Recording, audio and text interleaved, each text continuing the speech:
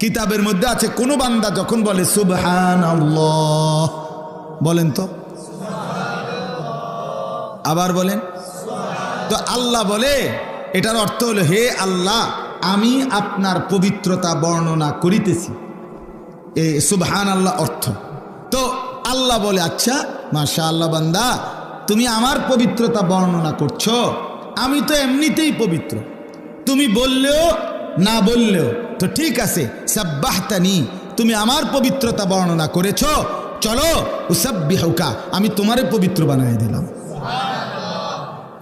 আলহামদুলিল্লাহ বলেন তো, আল্লাহকে আমি বললাম আল্লাহ আমি আপনার প্রশংসা করছি।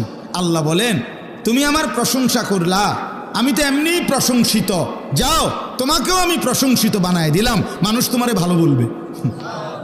জিকির করে দেখো তোমারে দেখবা মানুষে ভালো বলবে।